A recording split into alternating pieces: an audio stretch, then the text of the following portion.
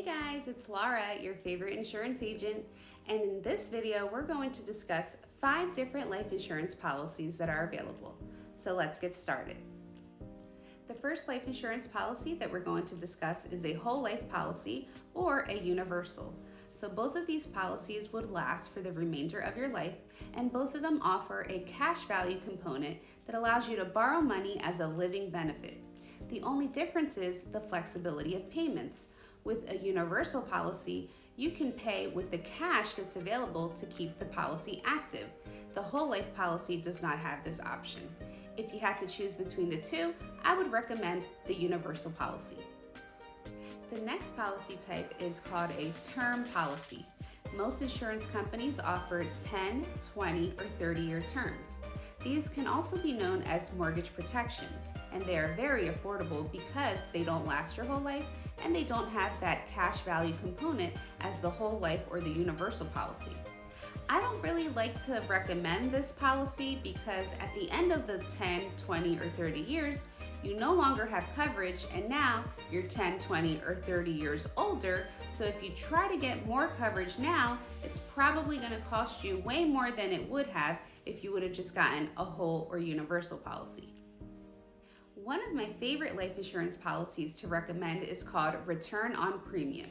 I love this policy because it doesn't last your whole life. However, at the end of the term, you would get all of your money back. It's like a little savings account. Most companies offer 20 or 30-year return on premiums. The next policy is called Single Premium Life. So this policy would last for your whole life, and it allows you to make just one single payment. It can be quite pricey depending on your age and the limit that you're looking for. For example, I quoted myself $100,000 and I would have to pay $9,000. But if you have the money, why not? You're paying $9,000 one time for a policy that's worth $100,000. It just makes sense to me.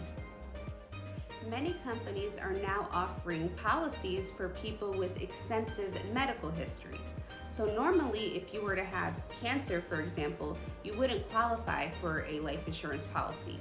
But with this type of policy called the Guaranteed Final Expense, this will allow you to have coverage. The only thing is the first 2 years of the policy, it would not pay out.